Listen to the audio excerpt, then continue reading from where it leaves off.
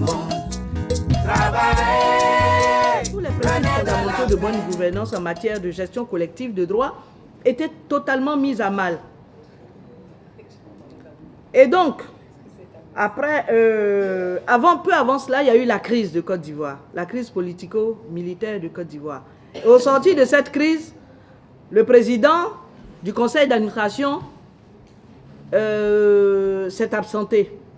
Donc le Burida a saisi le ministère de la Culture et le ministère de tutelle pour une solution palliative. Entre-temps, il y a une inspection qui a été diligentée par l'inspection générale du ministère de la Culture et de la Francophonie et qui a révélé de graves dysfonctionnements qui ont justifié le débarquement du directeur général d'alors. Alors l'autorité de tutelle a procédé alors à la désignation par arrêté d'un directeur général par intérim que je suis, sur proposition du conseil d'administration. Il a également commandité un audit comptable et financier pour déterminer avec précision la situation financière du Burida. Enfin, il a fait appel à l'OMPI qui a envoyé une mission à Abidjan du 12 au 21 novembre 2011 pour effectuer un état des lieux. Les conclusions de cette mission ont mis en lumière un certain nombre de constats, au nombre desquels des dysfonctionnements d'ordre structurel et organisationnel. Bref, on n'était même plus une société de gestion collective, on était tout sauf une société de gestion collective. Évidemment, toutes ces faiblesses-là ont davantage aggravé les clivages entre les organes du Burida. Et c'est d'ailleurs à l'occasion d'une dissension entre les sociétaires eux-mêmes et le conseil d'administration d'alors que, lors d'une assemblée générale le 28 janvier 2012, que le ministre de la Culture s'est vu contraint de prendre des mesures conservatoires.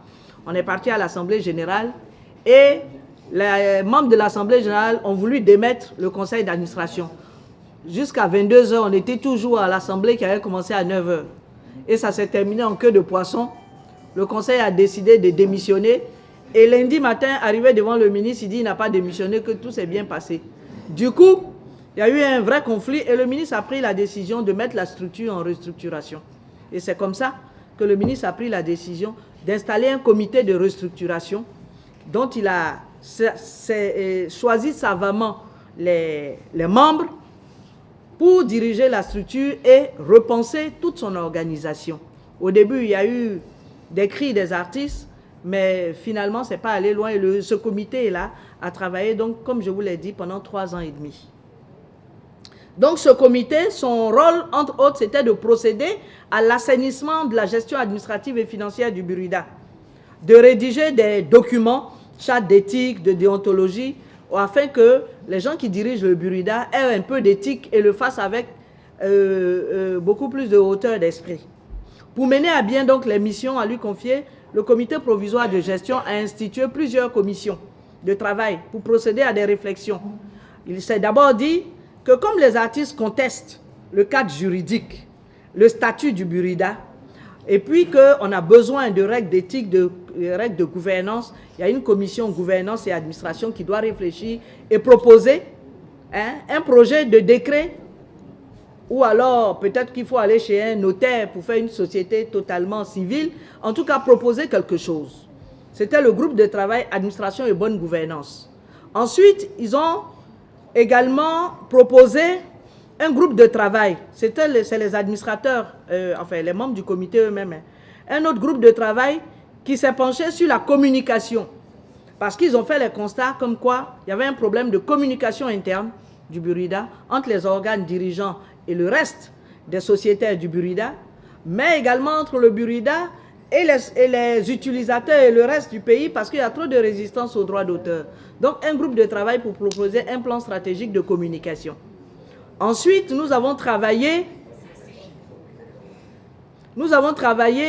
sur les finances, avec toutes ces dettes en droit d'auteur, qu'on devait déjà aux sociétaires, aux fournisseurs privés, à l'État. Il fallait réfléchir à un plan de restructuration, enfin d'appuyement des comptes totalement, et mettre en place des schémas de gestion financière qui soient transparentes et responsables. Ensuite, il y a eu une autre commission qui s'est occupée du social dont je vous ai parlé hier, parce que la demande sociale crée également des soubresauts. Ensuite, on ne peut pas parler de restructuration. Donc, un groupe a travaillé sur la politique sociale du Burida. Ensuite, on ne peut pas parler de restructuration sans parler de lutte contre le piratage. Et donc, il y a une commission qui s'est penchée sur la lutte contre la piraterie, comment on pouvait la mener de façon plus efficace.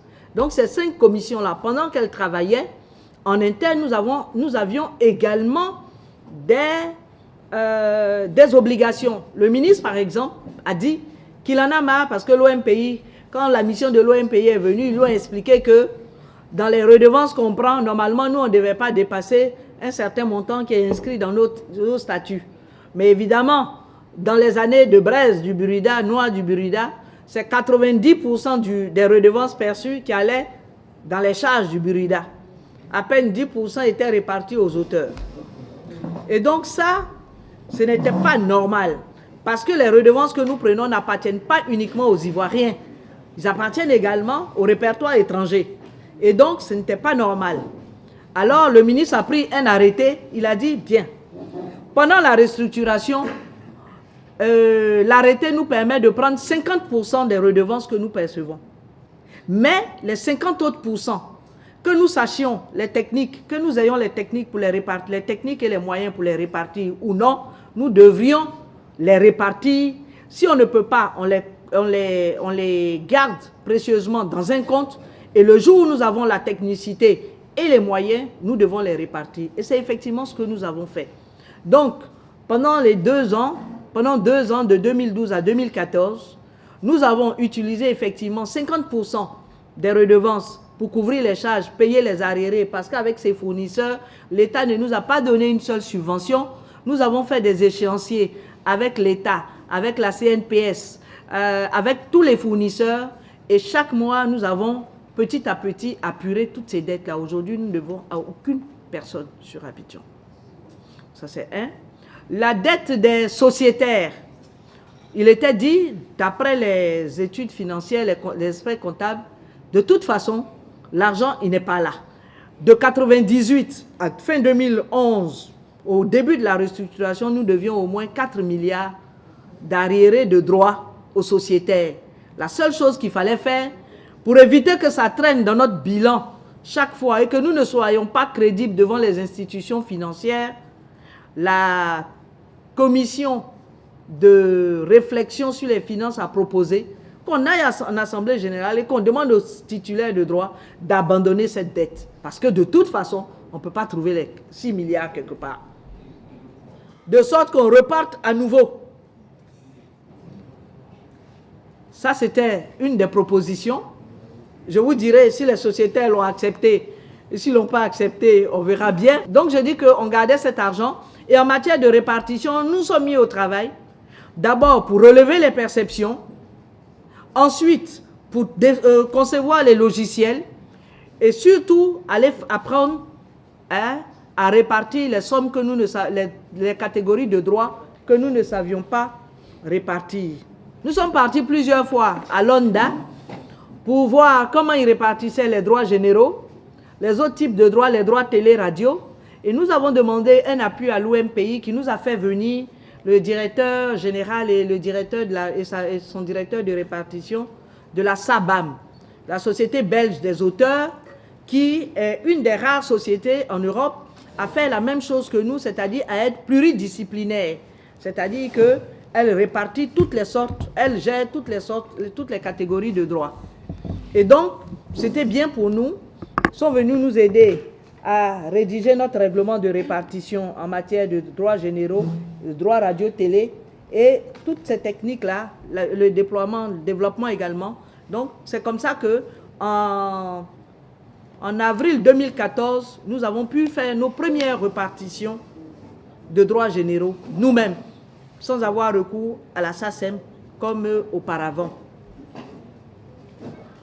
Je vais vous épargner pour gagner du temps le contenu des constats que les diverses commissions ont fait dans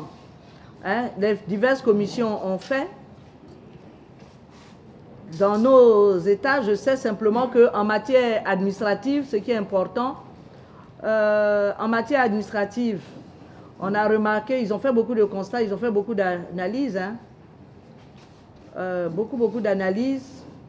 On a vu que la première contestation, c'était sur le cadre juridique. Voilà. Ils ont relevé que le Burida est une société soi-disant civile, mais c'est l'État qui fait toujours son décret. Est-ce que ce n'est pas ça qui crée le conflit avec les auteurs?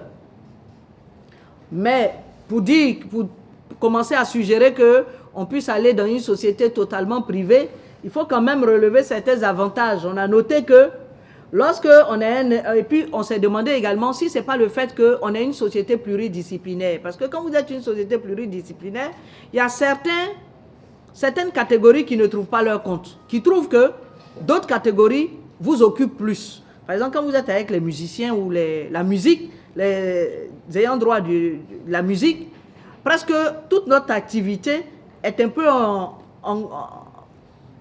envahie ou bien, comment je peux dire, pardon, phagocytée par les droits sur la musique. N'est-ce pas? Les littéraires ne se retrouvent pas trop. Jusque-là, le droit de reprographie, mais en fait, c'était les textes juridiques, hein, la loi qui ne nous permettait pas. Hein, les littéraires, les peintres et tout font un peu office de parents pauvres parce qu'ils ont l'impression que c'est seulement aux musiciens que nous avons affaire. Aujourd'hui, heureusement, les ayants droit du film également trouvent bien leur compte au Burida, les humoristes également, même les gens du théâtre. Pourvu que dans les œuvres, dans les programmes des radiodiffuseurs ou dans les espaces publics, on utilise des œuvres, ils savent qu'ils trouvent leur truc. Donc, on a dit que quand même l'organisme unique avait des avantages. Ensuite, quand on va vous donner le document, vous allez voir que l'implication de l'État également a des avantages. Par exemple, en matière de financement, c'est vrai qu'il ne nous donne pas de subventions, mais par exemple, la brigade de lutte contre la piraterie, il prend en charge le siège, il lui donne des véhicules et tout. Donc, c'est déjà quelque chose. Et puis, quand nous avons de véritables difficultés, c'est vers le ministre de la Culture que nous nous tournons pour aller régler certaines situations. Et donc, ce n'est pas un truc. Mais il y a des inconvénients. Hein?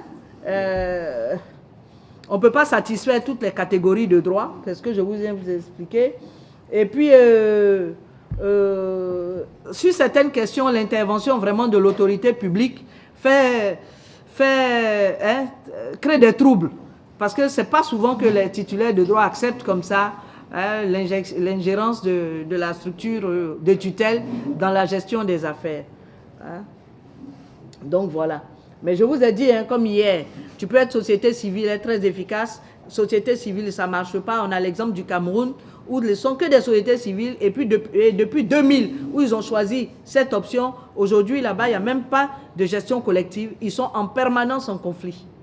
Et donc, les deux situations dépendent aussi peut-être d'autres éléments qu'il faut bien savamment mélanger pour arriver à l'efficacité.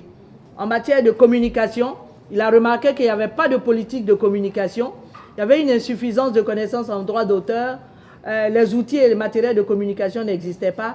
Et on n'avait pas de personnel qualifié. Parce que nous, on pensait droit d'auteur, ce n'est pas la communication. Or, honnêtement, le tiers du travail est fait par la communication. Parce que si les utilisateurs sont bien sensibilisés, vous n'avez pas beaucoup de choses à faire. Et donc, quand ils ont fait tout ce travail, on a sorti une liste de résolutions pour bâtir un livre blanc. Afin de le remettre aux autorités pour les interpeller parce qu'ils devraient, la conclusion importante c'est qu'il faut que les autorités s'impliquent suffisamment dans la lutte contre le piratage et ne devaient pas nous laisser cela comme une infraction spéciale à nous seulement. Et donc tout cela a abouti à quoi? Lorsque nous avons remis les états de les réflexions au ministre en mars 2013, il a un projet de statut parce que finalement, on s'est dit, on ne va pas revenir sur la société civile, ce serait un recul. On ne peut pas revenir à l'association, même si la société civile a permis à causer la chute du Burida. On ne va pas revenir là-dessus. On va simplement corriger hein, dans le statut, on va mettre des mécanismes savants pour éviter ce qui s'est passé. Et donc, nous avons remis un projet de décret au ministre. Et c'est ce projet de décret, ça devait passer au secrétaire général du gouvernement, au conseil des ministres, ça a pris tellement de temps que le décret est intervenu en avril 2015. Pendant ce temps, le mandat du comité de restructuration a continué. Et on entendait les artistes, pourtant qui gagnaient de plus en plus de droits, qui percevaient de plus en plus de droits, qui chuchotaient que le comité de restructuration s'est accaparé du Burida et ne veut plus lâcher l'affaire. Et finalement, on a fini par partir. On a fini donc par avoir ce décret-là. Lorsque le décret est intervenu, qu'est-ce qu'il a dit? Je vais vous lire un peu, dire un peu globalement. Le décret du Burida, il est intervenu le 22 avril 2015. Qu'est-ce qu'il a apporté comme réforme? C'est un projet qui a comporté 56 articles et il était réparti 56 articles dans 6 chapitres. Dans le fond, on a voulu consolider tous les acquis, c'est-à-dire la forme juridique adoptée depuis 2008 qui a fait de l'association une société civile de type particulier. Le gouvernement n'a pas voulu remettre ça en cause parce que les artistes étaient satisfaits de cela. Donc le décret n'a pas remplacé ce statut-là, il ne l'a pas changé. Par contre, il a mis en place des mécanismes qui garantissaient une gestion désormais efficiente, transparente et responsable. Par exemple, je vais vous donner des exemples de ce type de clause dans notre décret. Vous savez que la plupart des crises du Burida sont venues du fait qu'une fois que le conseil est installé, il ne veut plus aller rendre compte à ceux qui l'ont mis là. C'est-à-dire que les assemblées, la convocation d'assemblée générale est une problématique pour les membres du conseil d'administration. Parce que quand ils s'installent, quand ils commencent à dévier, ils ne veulent plus aller en assemblée générale. Et ils multiplient des intrigues. Par exemple, on a vu dans les années 98-99, le conseil d'administration qui était là, prendre une petite salle, toute petite salle, et convoquer une assemblée générale. À 6 h du matin, tous ces partisans, les gros bras, sont déjà dans la salle. De sorte que quand les bien-pensants arrivent, ils n'ont pas de place. Ils retournent. Donc, tout est adopté et le conseil est toujours en place. Voyez-vous?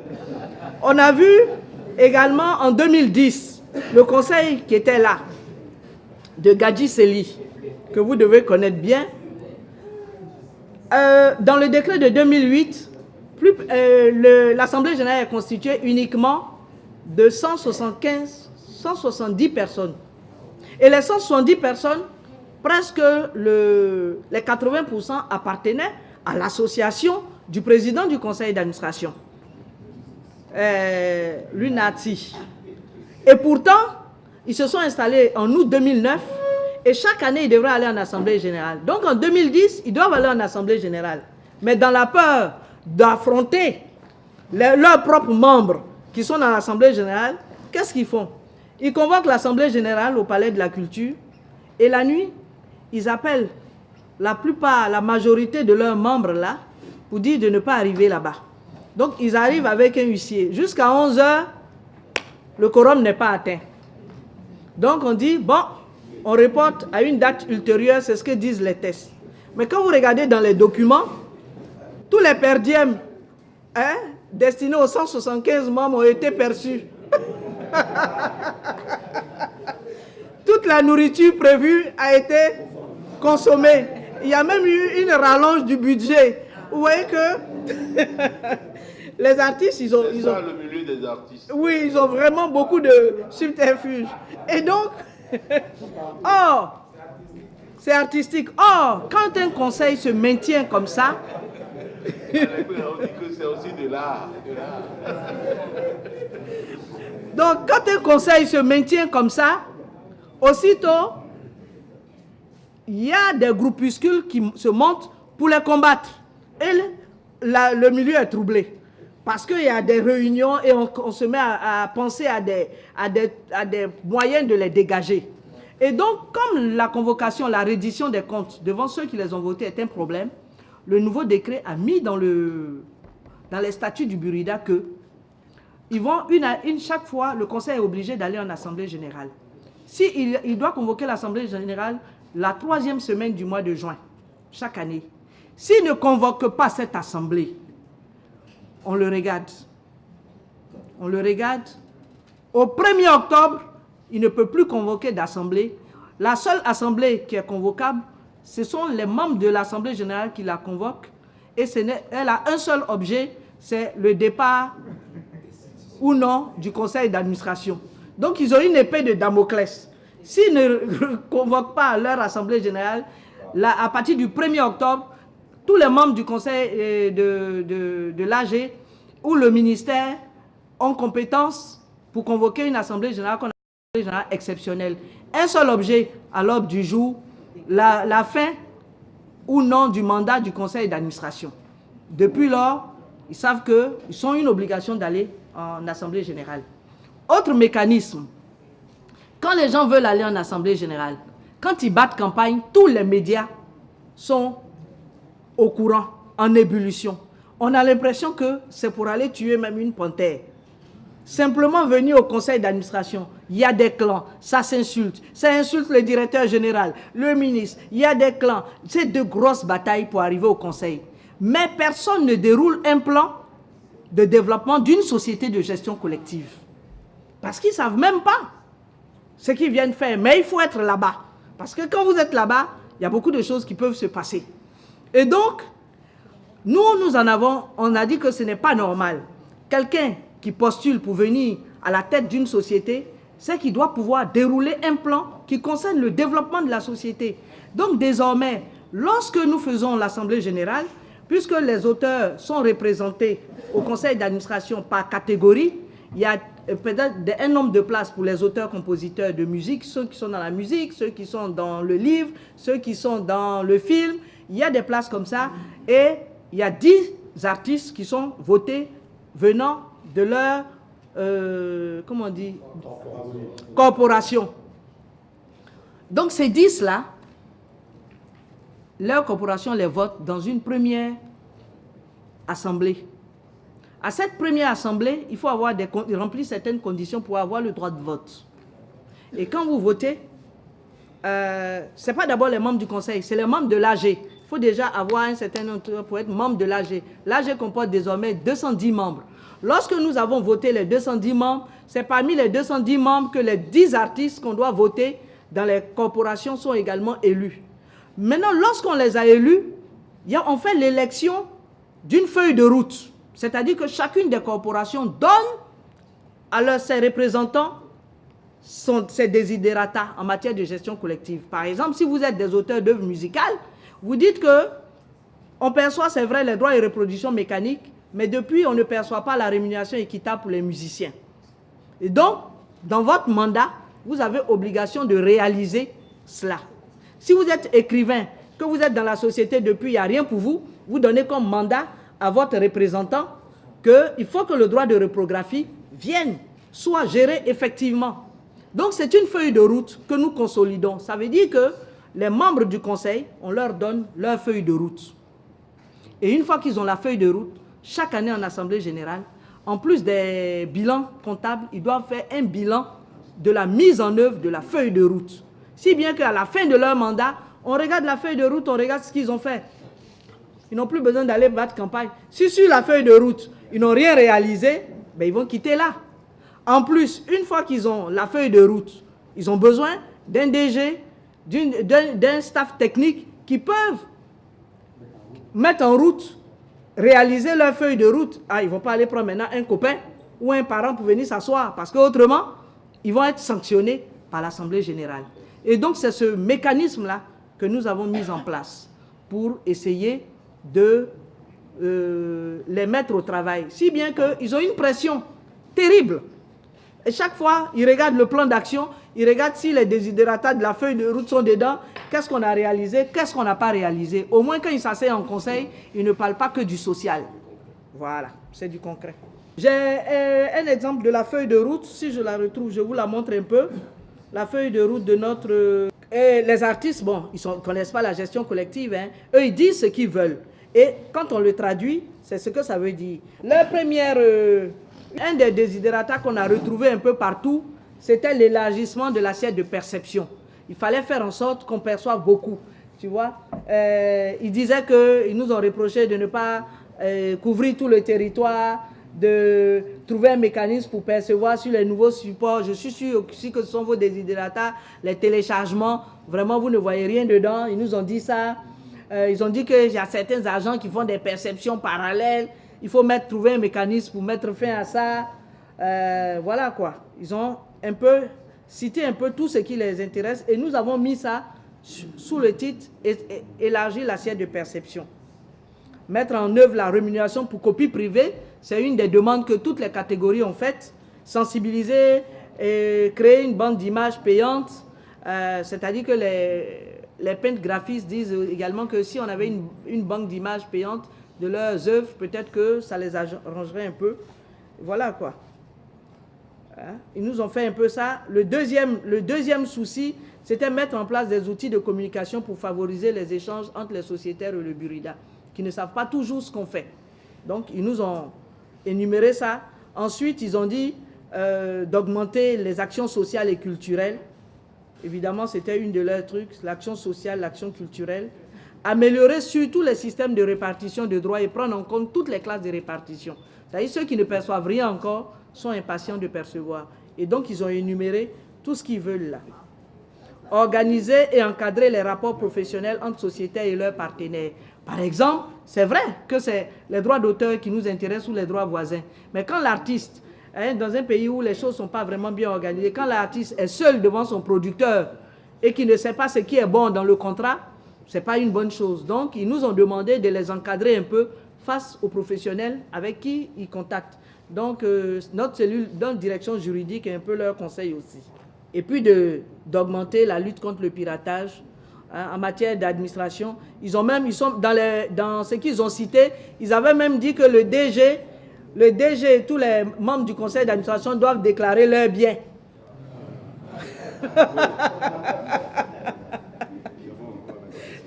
Vous allez mettre ça ici aussi. Renforcement de leur capacité. Globalement, voilà un peu leur challenge et on a décliné ça en plan d'action pour chaque année. Comme le mandat du conseil, c'est 4 ans, on espère qu'au bout des 4 ans, on va apporter quelques réponses à cela. Voilà pour la restructuration. J'espère n'avoir rien oublié. Oui, je crois que je n'ai rien oublié. Monsieur le Président.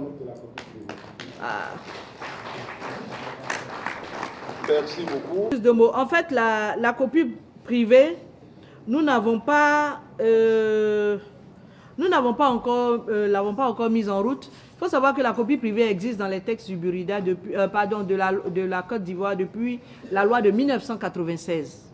Seulement dans la loi, ils ont dit que le montant ne saurait être inférieur à 10% du montant du support.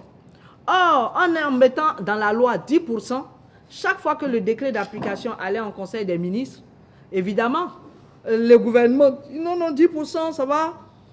Ils n'étaient pas bien briefés, sensibilisés. Ils disent que 10%, ça va entraîner une inflation des produits solétiques.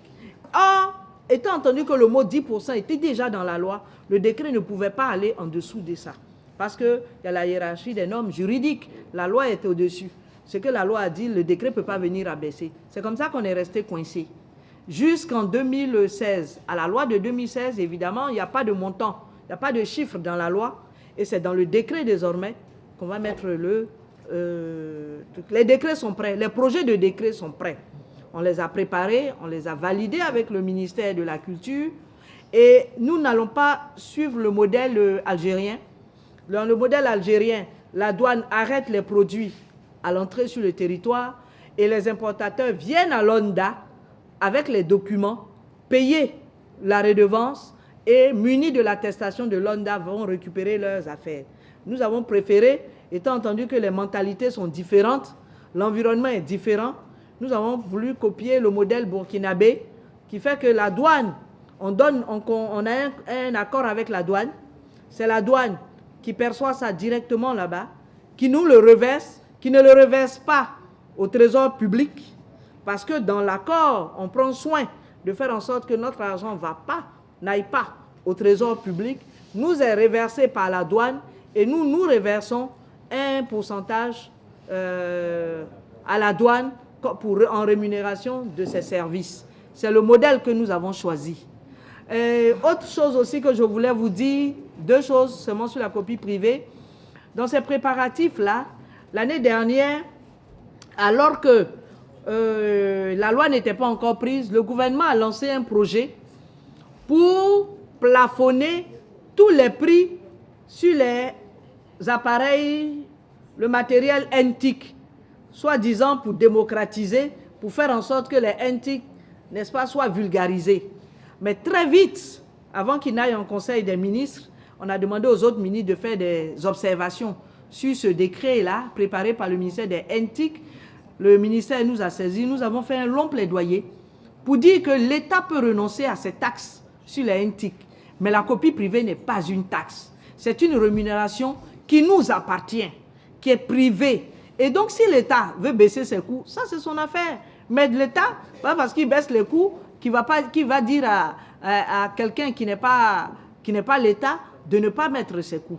Nous avons donc fait un plaidoyer et je crois que le ministre a obtenu que nos redevances ne dépassent pas 5% de la valeur CAF du produit.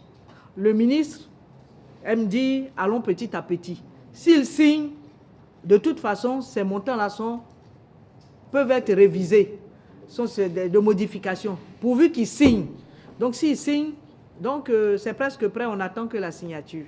C'est un peu ça. Autre chose, voilà. Dans la préparation de cette mise en œuvre, la CISAC, la Confédération, a tenu une grosse réunion au bénéfice des pays africains. Je crois qu'il y avait des représentants du Bubedra là-bas, à Abidjan en 2015. En novembre 2015, une grosse réunion sur la copie privée, où Copie France, Reprobel, les sociétés européennes, les sociétés africaines sont venues, l'ONDA, le BBDA sont venus parler de leur expérience. Il y a eu une bonne formation. Et puis, grâce à l'OMPI, à M. Simon, nous sommes en train de conclure un accord, nous l'avons conclu la semaine dernière, un accord avec une société française, la Spedidam, qui gère les droits voisins, qui a aidé le Burkina à déployer la copie privée en 2001.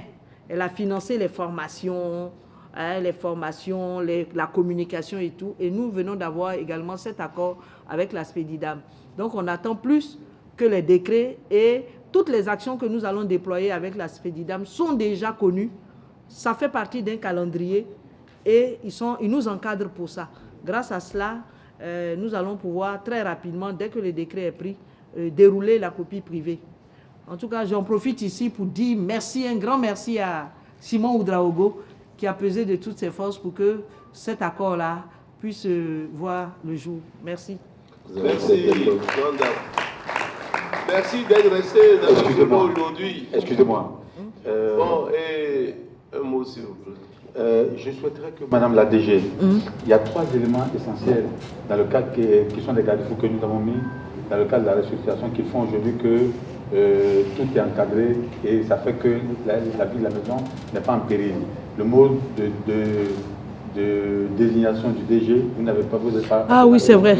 Le mode d'élection du conseil d'administration des critères remplis et puis l'encadrement des réunions pour éviter la gabegie puisque c'était ça aussi. Oui, c'est vrai.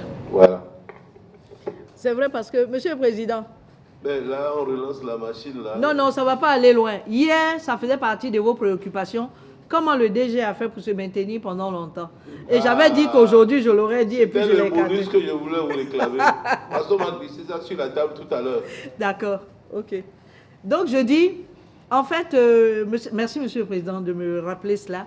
Effectivement, parmi les mécanismes qu'on a mis, le vrai point qui crée également des troubles, peut-être ce n'est pas encore arrivé chez vous, les artistes, ils ont un seul problème. S'ils maîtrisent le DG, c'est qu'ils maîtrisent les caisses. Ça, c'est clair. Et donc, de tout temps, dans les guerres qui ont troublé le Burida, c'est une histoire entre le DG, le PCA, ou bien la maîtrise du DG. Une fois que le DG est maîtrisé par le conseil d'administration, et notamment par son président, le Burida commence à descendre. Et donc, c'est pour cela que moi j'ai été nommé à la suite d'une mise en administration provisoire du Burida fin 2002. Les conseils d'administration avaient chassé un beau matin le DG. Il a manqué même d'être lynché. Hein, ils ont percé les roues de sa voiture et tout. Et donc, ils ont mis une administration provisoire. Et à la fin, le ministère de la Culture dit qu'au Sénégal et au Burkina, ce sont des dames magistrats et donc c'est apaisé. Ils ne nous auront pas frappé une femme.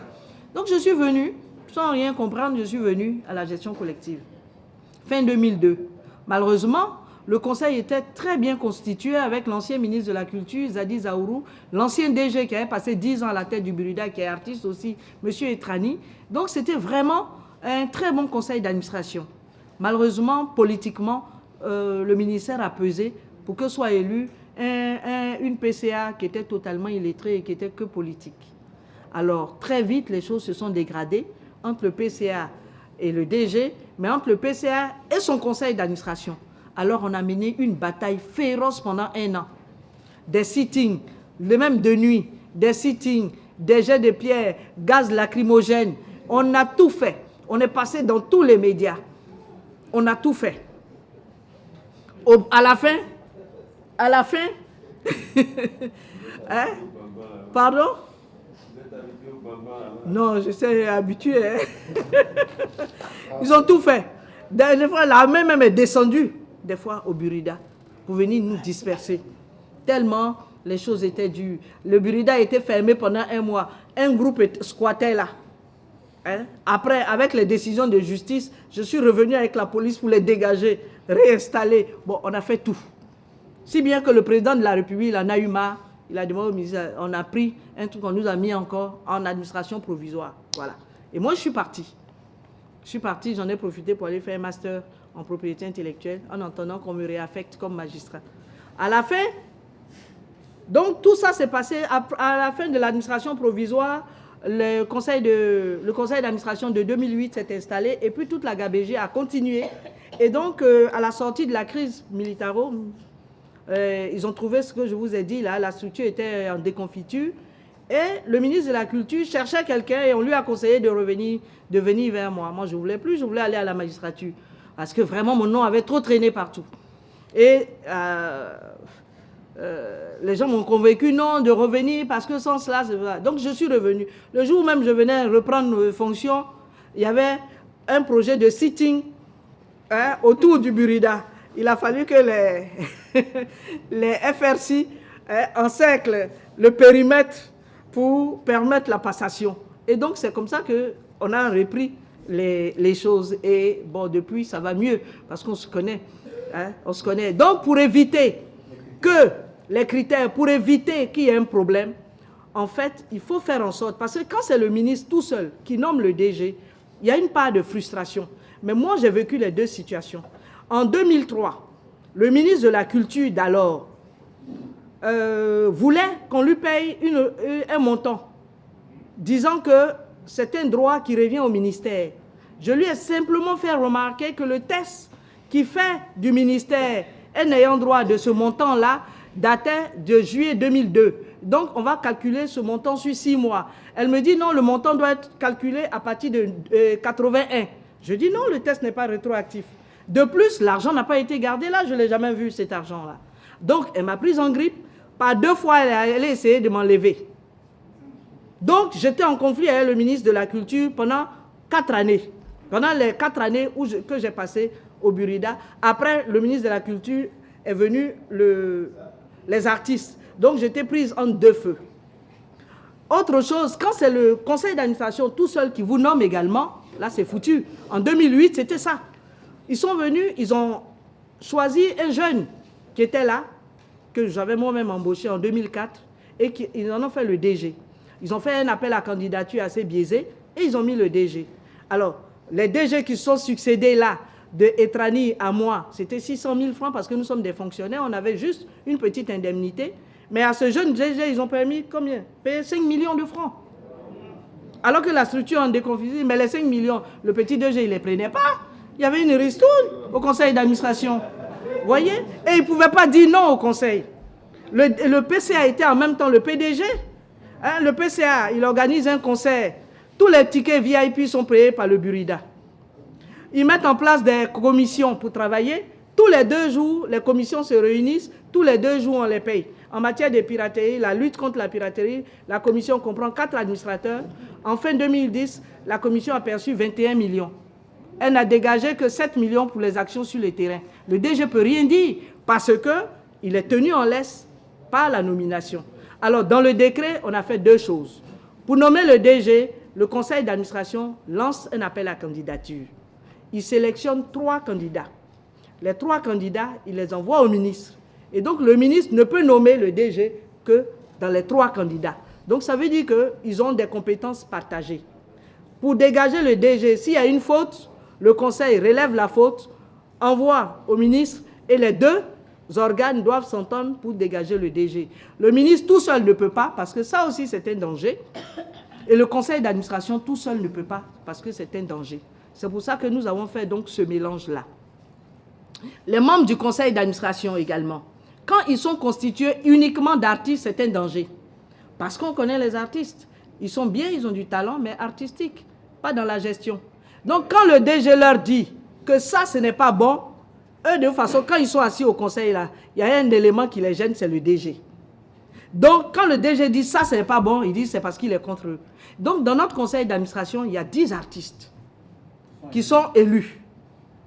Mais il y en a 2 qui sont nommés par le ministre, désignés par le ministre, en fonction de leur notoriété. Parce que pour aller se présenter devant les artistes, on entend tout et n'importe quoi. Et les grands d'un certain niveau ne veulent pas descendre dans l'arène. Or, quand le conseil contient des artistes, comporte des artistes de renom, ça vous donne un poids quand il y a des plaidoyers à faire. Et donc, on demande au ministre de nommer un auteur et un artiste-interprète de renom pour faire partie du conseil. Donc, ça fait 12 artistes.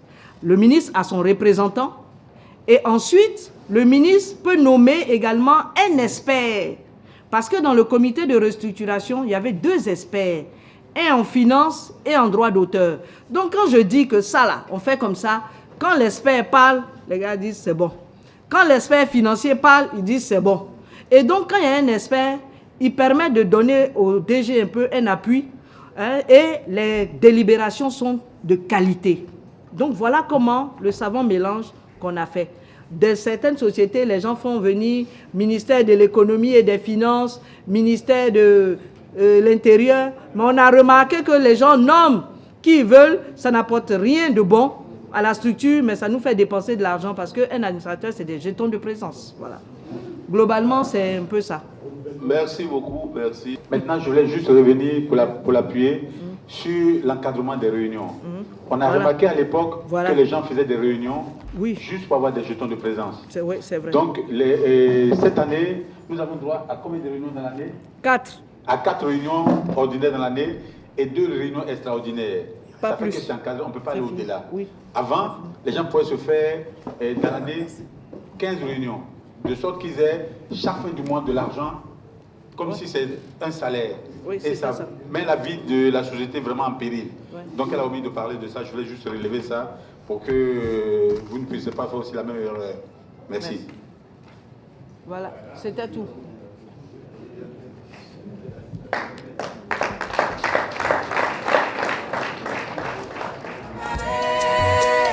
René de la paix, Africa, nous allons étonner le monde. Président, merci. Monsieur le Président, j'espère que si je vous fais gagner un peu de temps, d'amis, je pourrai, malgré devenir un jour sœur. Bon, et madame, ça, je vous décrète sœur béninoise. Mais elle n'a pas encore développé beaucoup d'arguments pour l'être. Ça, c'est pas fair play, ça. Merci beaucoup. Elle n'a pas encore développé beaucoup d'arguments pour l'être. Non, elle est déjà.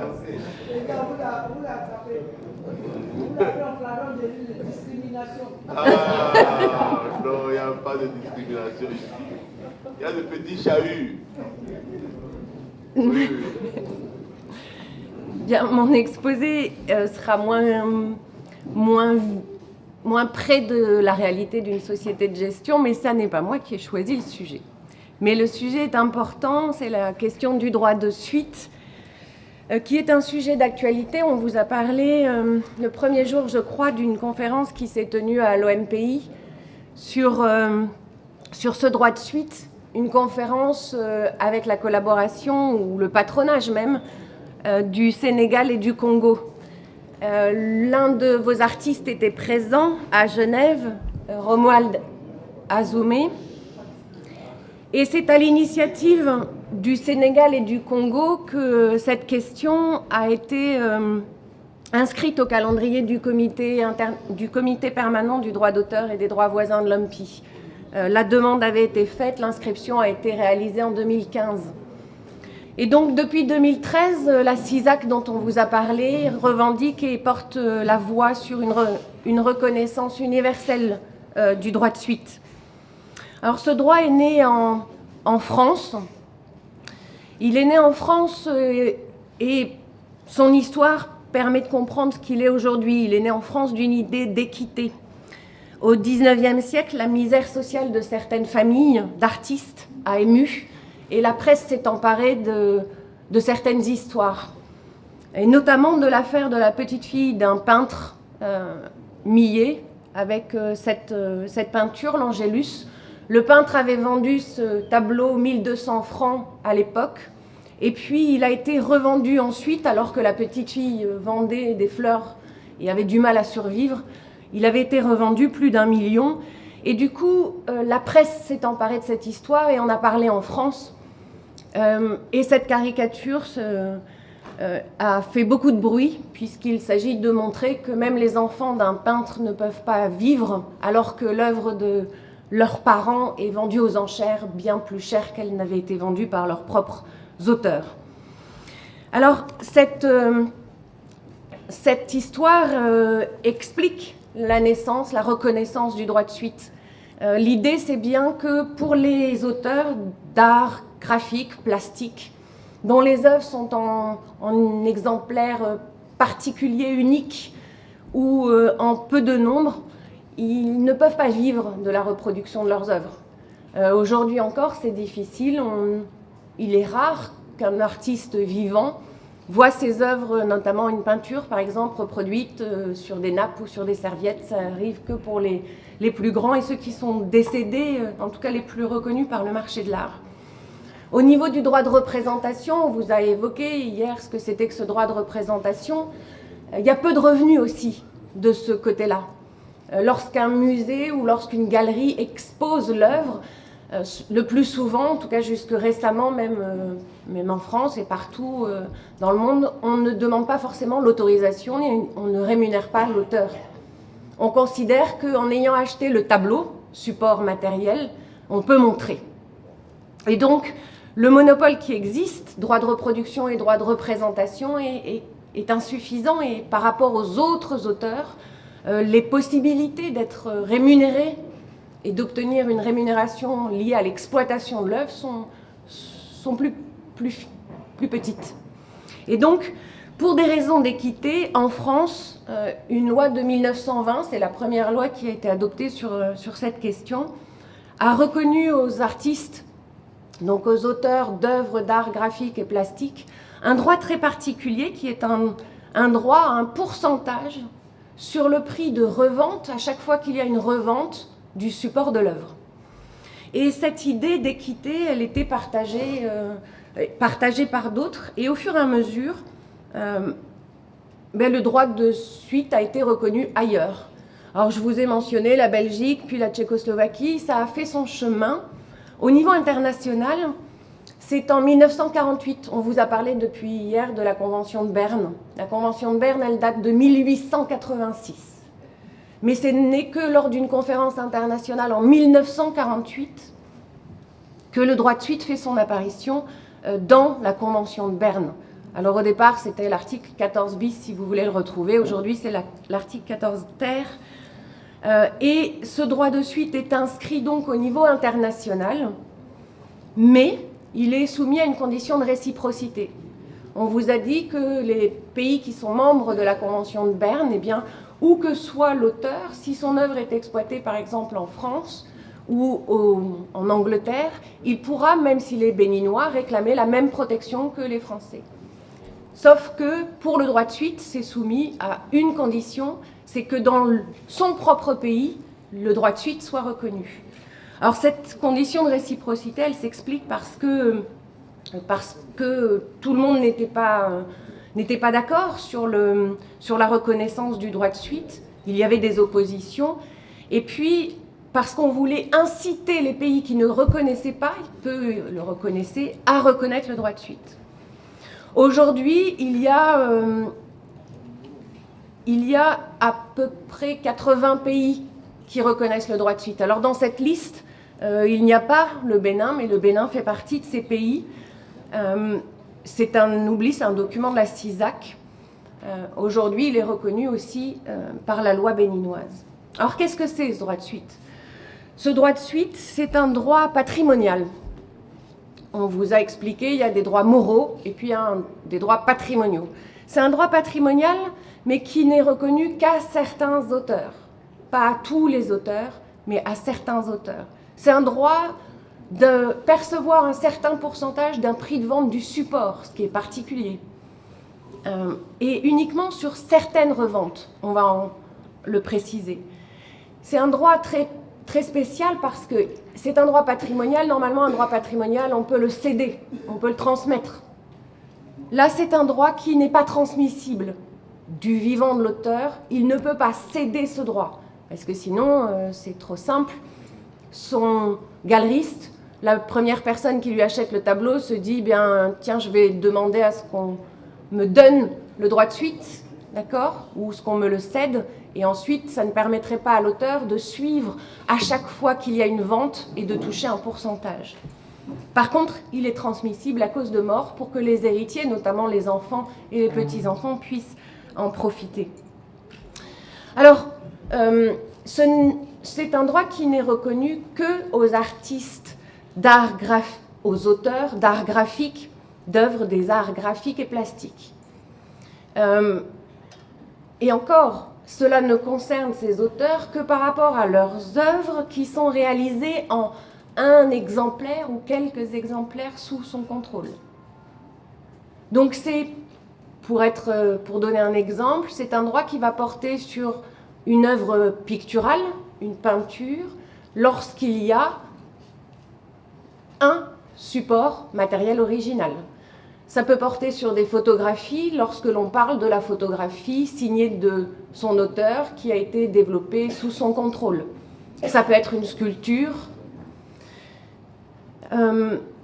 Ça concerne, c'est un droit, un pourcentage sur un prix de vente. L'auteur a le droit à un pourcentage sur un prix de vente. Et selon les États, c'est toutes ventes qui sont concernées, ou bien que les ventes publiques, ou bien que les ventes aux enchères, ou bien que les ventes qui font intervenir un professionnel de l'art. Alors, dans la loi béninoise, on a un article, c'est l'article 4.2 de la loi 2005, de la loi de 2005-30 d'avril 2006, et vous avez ce droit qui est reconnu pour les auteurs d'œuvres graphiques ou plastiques.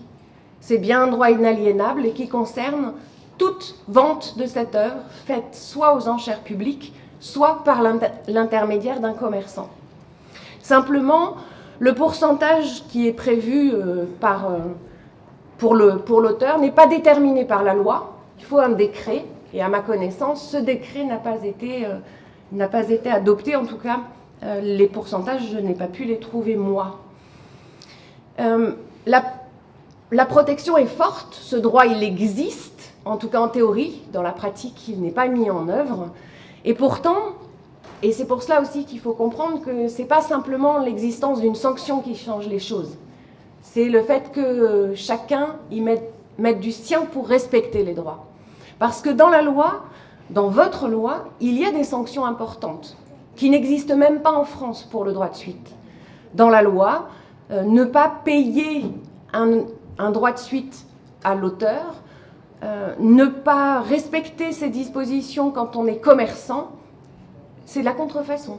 Donc c'est une peine d'amende, une peine de prison, une peine d'amende ou des dommages et intérêts. En France, l'irrespect du droit de suite, c'est pas de la contrefaçon. C'est simplement une amende qui est faible par rapport au montant ici. Alors, par contre, il y a une vraie différence avec les dispositions que nous, par exemple, on connaît, c'est qu'en France, on a choisi de détailler. Alors, ce n'est pas depuis toujours, ça a pris du temps parce que c'est un droit qui est très contesté, notamment par les galeristes, notamment par ceux qui s'occupent des ventes.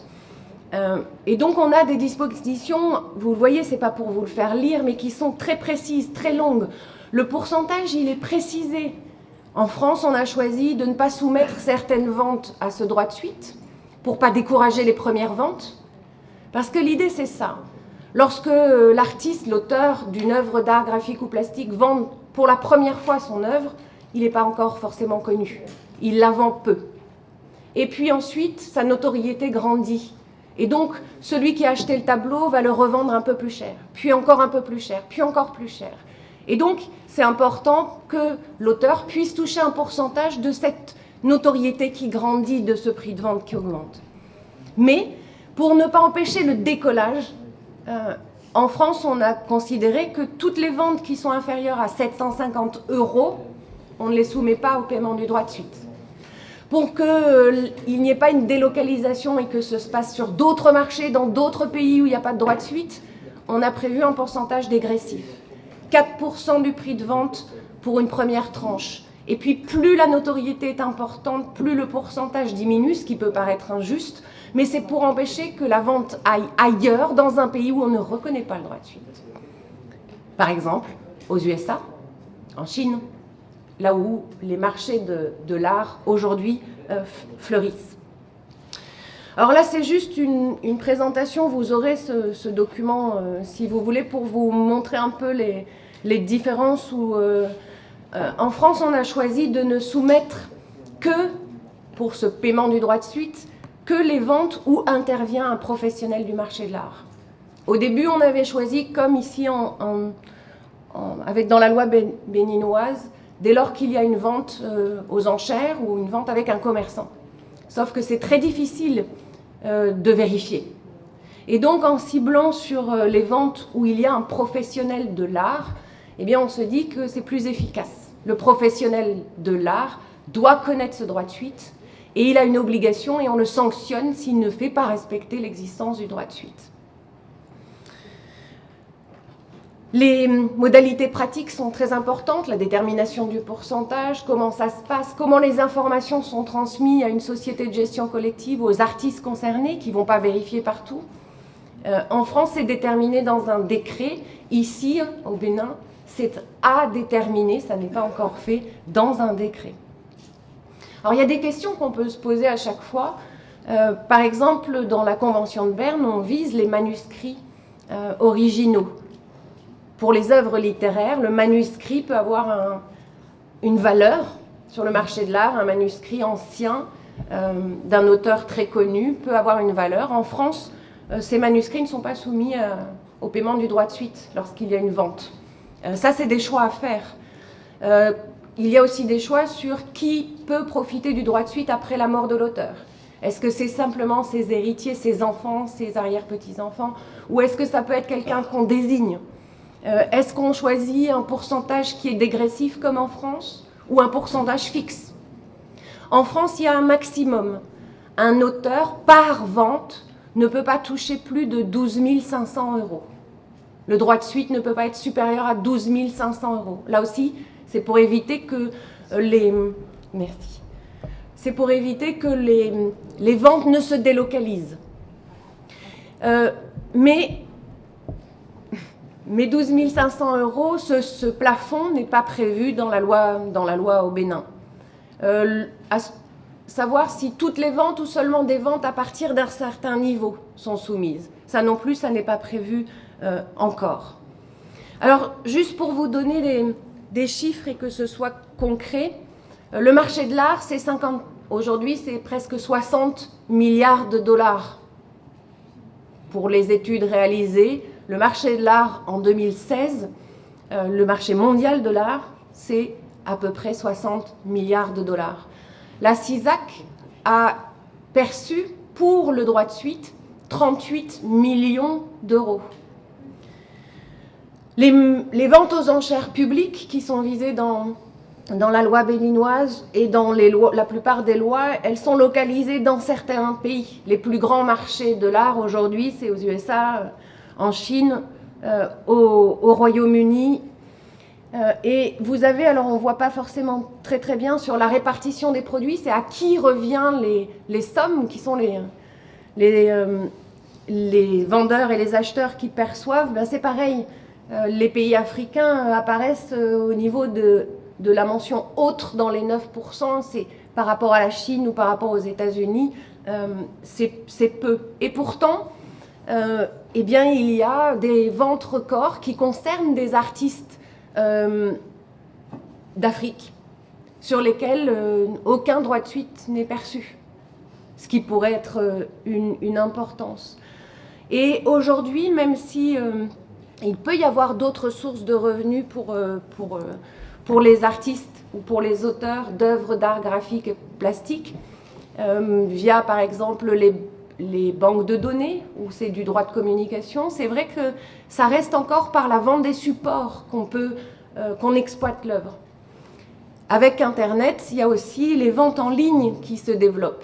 Et donc c'est un marché qui est en expansion et il peut être utile de se poser la question de l'application réelle des textes. Vous avez les textes, pour l'instant ils ne peuvent pas être mis en œuvre. Là je vous ai donné les chiffres en France.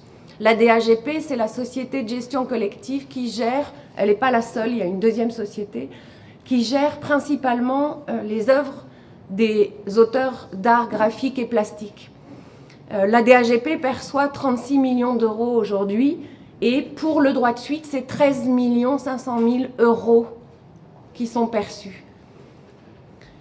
Alors, perçus, c'est une chose, reversés aux auteurs, c'est 12 547 000 qui sont reversés aux auteurs d'œuvres d'art graphique et plastique en France pour l'année 2015. Et la répartition, elle est et c'est important, je crois que ça, c'est une exigence que vous pouvez avoir auprès de votre bureau au fur et à mesure, c'est de connaître comment sont répartis. Et ici, on peut voir que même pour les auteurs étrangers, il y a des droits qui sont reversés par la DAGP. Or, certains ont pu dire, pour critiquer ce droit de suite, que c'était quand même un droit qui pouvait entraîner une délocalisation de marché. Alors, ça ne concerne pas l'Afrique parce que le marché aujourd'hui, il n'est pas structuré, il n'est pas existant. Mais même ailleurs, ou même si on vous dit, ben non, ça va empêcher la naissance du marché, il y a des études qui ont été faites, et ça c'est pour que vous ayez des chiffres et des références, mais je n'en parle pas plus. Il y a des études qui ont été faites. L'instauration ou la mise en œuvre effective du droit de suite en France, c'est uniquement à partir de 2006. Donc ça a pris du temps. Il est reconnu en 1920, ça ne fonctionne vraiment que depuis 2006. Mais sa mise en œuvre effective n'a pas entraîné la délocalisation des ventes ni une baisse des ventes. Et au contraire, les auteurs ont pu enfin toucher une partie des rémunérations. Je vous remercie pour votre attention.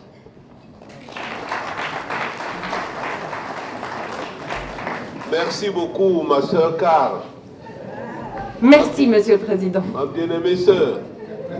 Et merci de nous avoir enrichis avec une autre expression, droit de suite. Vraiment, c'est une bonne leçon. C'est une expression que moi, j'avais entendue, moi, personnellement. Et ça permet de savoir que dans le domaine, il n'y a pas que droit d'auteur et droit voisin. Il y a aussi droit de suite, désormais, qui concerne surtout les artistes plasticiens. Alors, juste une précision, c'est un droit d'auteur. Voilà. Dans le droit d'auteur, il y a un monopole, droit de reproduction, droit de représentation, voilà, plus le droit de suite pour certains auteurs. Mais c'est un droit qui ne concerne pas mon frère Alekwe Raoult.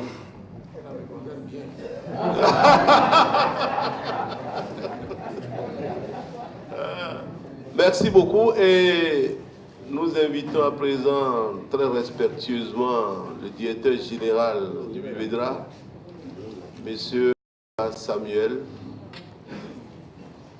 Aplancher.